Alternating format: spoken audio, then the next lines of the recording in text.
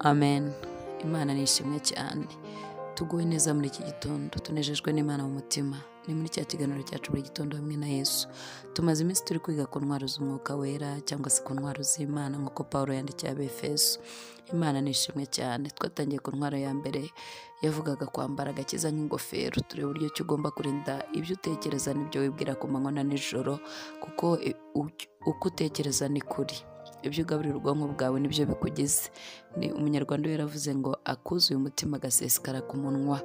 Ibyo ukora, imyitwarire yawe, ubuzima bwawe bwa buri munsi burya biva mu byo wagaburiye ibitekerezo byawe.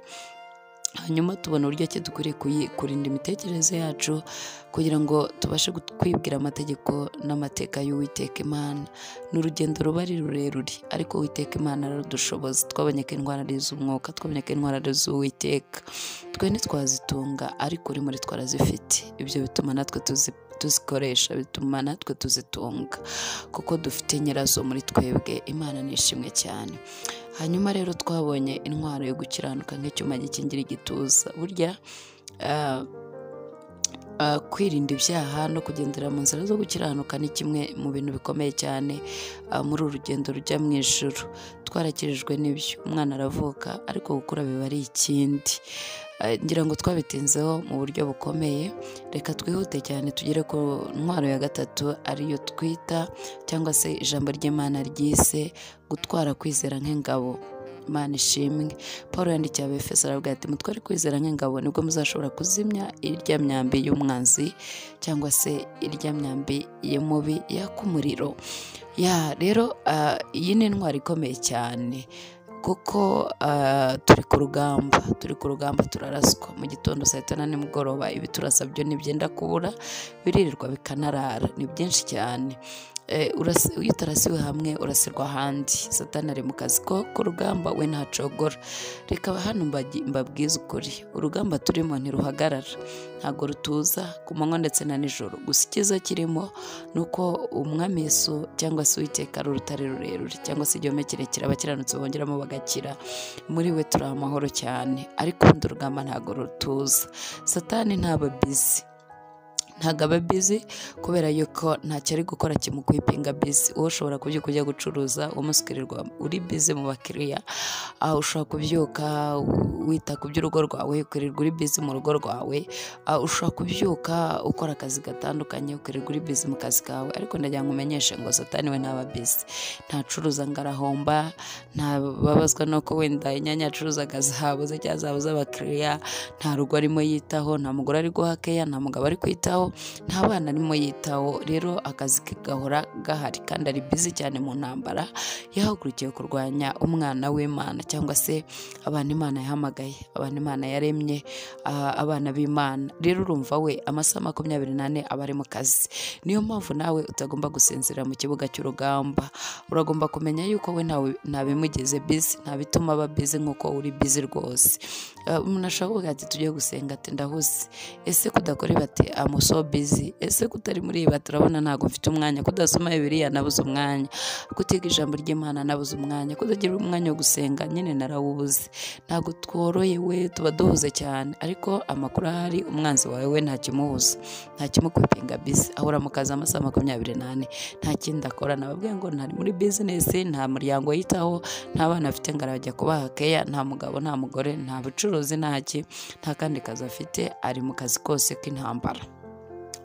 Amasaha 24 rero tuba twambariye urugamba. Mu gitondo guhera tubyutse kugeza turyamye, kongera tubyutse, amasaha yose 24 burya twambariye urugamba. Usinzira ujye wambarira urugamba, uri mu kazi kawe wambarira urugamba, mu nzira ugenda wambarira urugamba. Twambariye urugamba kubera yuko nk'uko tumenye ko umwanzi wacu adahuga, niko natwe tugomba kuba mu ntambara tudahuga, kuko umwami Yesu aradusaba kuba abarwanyi, kubera yuko ariho turangaje imbere. Urugamba si twe turutsinda, ni we urutsinda. Mu ntwaro rero z'Imana cyangwa se intwaro z'umwuka wera, narababwiye ngo izi ntwaro ntabwo ari iz'umuntu, kamere umuntu ntizigira. Niyo mpamvu nkwiriye kukwinginga cyangwa se nawe ukinginga umutima wawe mukabyemeranwaho yuko ukwiriye kubana n'Imana mu buryo butangaje, ukwiriye kuzura umwuka wera, ukwiriye kubana na Yesu, ukwiriye kureka umubiri wawe ukayoborwa n'umwuka wera, ubugingo bwawe bukayoborwa n'umwuka wera. Iyo umwuka wera ari muri wowe yera imbuto z'umwuka, ugakunda ukihangana. Iyo umwuka wera ari muri wowe aba afite impano ze nazo arazizana, ugasanga ufite impano zitandukanye z'umwuka wera. Iyo umwuka wera ari muri wowe izi ntwaro zose ziba zihari. Abantu benshi rero bagerageje kurwana urugamba rwabo mu buryo bw'umubiri, agerageza gushaka gukiranuka akoresheje umubiri, akagerageza gushaka agakiza akarwanishije umubiri, akagerageza mbese kwicukurira, kwishakashakira uburyo ki yakiranuka, uburyo ki yakizera. Ariko ibi ngiye uzarinda upfa utabigezeho, kubera yuko n'Imana ibigushoboza, n'intwaro z'Imana muri wowe, n'intwaro z'umwuka wera mu buzima bwawe. Ibi bintu biragomba kukubamo, ukamenya ngo nkwiriye kwemerera Imana ikayobora ubuzima bwanjye. Muri iki gitondo ndakwinginze kugira ngo wemerere Imana iyobora ubuzima bwawe mu izina rya Yesu Kristo. Rero muri rya jambo doze tuvuga yuko tugiye kwigaho intwaro yo kwizera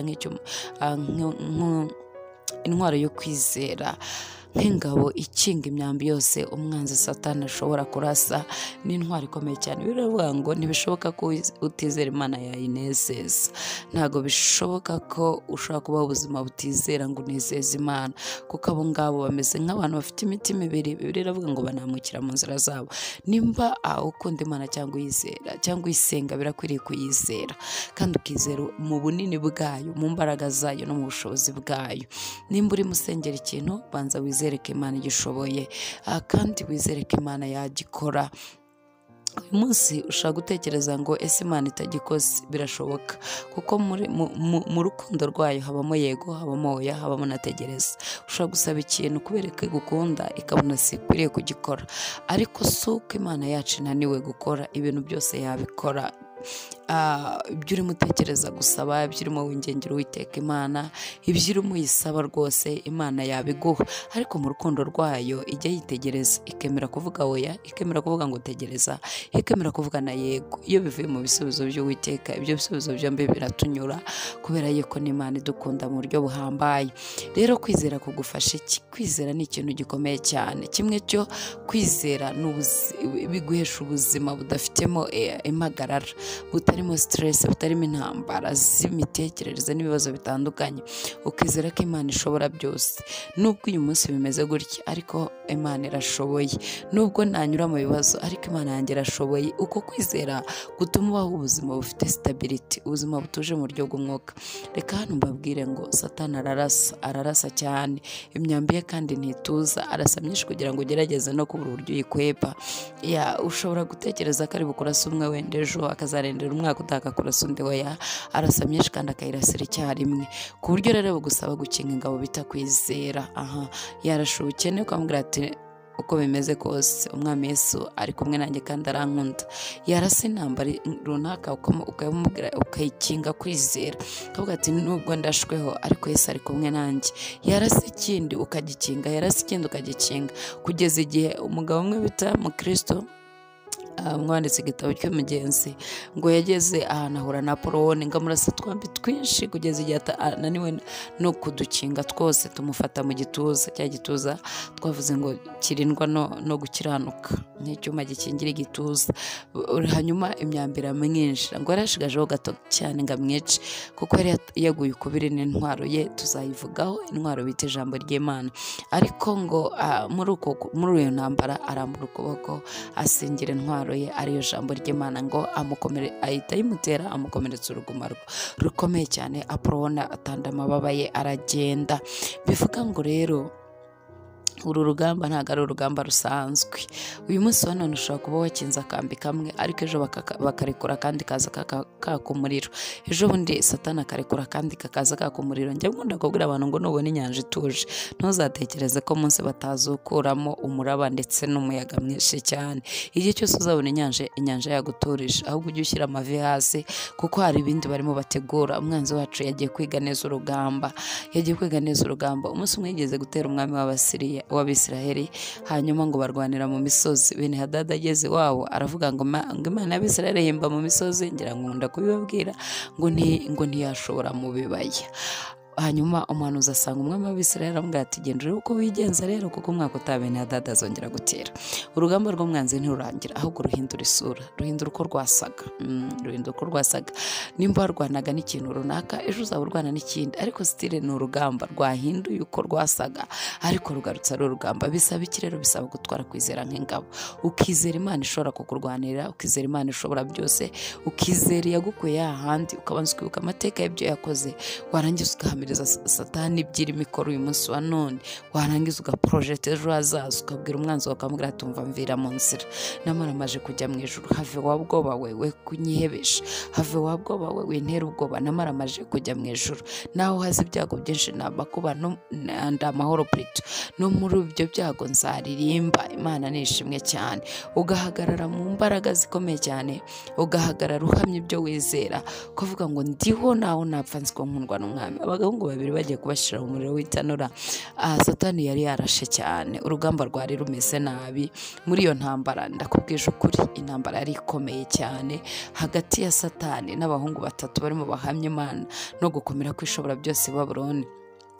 Ariko ngo bigera ahantu ngo itanura baryenyegeza 7, niko urugamba ruba rushyuha. Hanyuma abahungu bakinga ingabo bita kwizera, basubiza umwanzi wabo, baramubwira ejo bundi twabwiye ko tudakirana n'ibyambaye umubiri. Abahungu nibarimo barwana na Nebukadinezari, aho muhibuke neza, bararwana n'imbaraga ziri gukora backup kwa Nebukadinezari, bararwana n'imbaraga zirimo zibananiza ariko zakoresheje Nebukadinezari. Niyo mpamvu ndi kubabwira ngo basubiza umwanzi wabo, basubiza Satani uri kwa Nebukadinezari. Bamubwira tumva rero tukubwire, Imana dusenga ibasha kudukiza, tubizi neza tudashidikanya, dufite ibihamya birenze kimwe ndetse 2 ndetse 3. Twabonye Imana ikora, twabonye Imana itabara.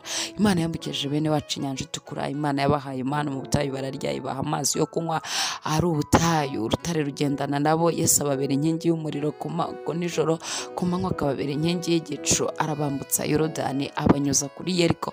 Imana yacu irakomeye, Imana yacu irahambaye. Aka ni akantu toto ku Mana dusenga, aka ni akantu toto ku Mana y'Abaheburayo. Barabanza mu yandi magambo bahamya amakuru y'imvaho, amakuru akomeye cyane. Hanyuma barangije babwira Nebukadinezari cyangwa se babwira uwo mwuka wari umurimo, baramubwira tumva rero tukubwire, Imana dusenga ibasha kudukiza ariko ntahita dukiza, nta cyatuma dupfukamira igishushanyo cy'izahabu wakoze. Ukwizera kurazamuka ku rwego barekura n'ubuzima. Imana nishimwe cyane, Imana ibasha kudukiza ariko ntahita dukiza. Nusoma igitabo cy'Abaheburayo igice cya 11 barakuvuga ngo ubwo dukoswe n'igicucu cy'abahamya bangana gutyo, twikure imyanda twiyambure n'ibya bindi bibasha kutwizengereraho vuba. Aba bagabo bari bafite kwizera gukomeye cyane. Reka nkwifuriza iki gitondo nkubwire ngo zamura kwizera kwawe, bwira Satani yuko ntaho muhuriye, ufite kwizera gukomeye cyane. Kandi iyo wizera Imana urayinezeza, iyo utayizera urayibabaza, kuko umuntu utizera Imana igihe cyose akompara abanaki n'imbaraga z'Imana. Iki narakibabwiye cyane. Iyo umuntu atizera Imana igihe cyose atekereza ko Imana itari bumutabare, atekereza ko Imana idashoboye mu bukene bwe, atekereza ko Imana idashoboye mu ntambara ze, atekereza ko nimba abantu bamwanze Imana idashoboye, atekereza ko donc iyo urimo uvuga ngo ibi ntibiri bukunde, uri kubwira Imana ngo ntago ushoboye, ibi ntibiri bukunde Mana. Mu yandi magambo, Mana ntushoboye, Mana ntushoboye. Ibi rero byatuma utagira ikanani kuko birakaza Imana cyane. Iki gitondo nkwifurije gutunga kwizera nk'ingabo, ujye uyikinga. Satani narasa ukinga kwizera, ugati nizeye Imana, sinzasabiriza, sinzata agaciro, sinziyandarika, sinzakoza isoni umwami wanjye kuko ndamukunda, ndamwizera. Yesu nabagiriye neza kandi Imana ibaha umugisha. Reka tubabwire ngo mugubwe neza uyu munsi, muhaye muronke kandi iki gitondo cyabera umugisha. Shalom, shalom, shalom.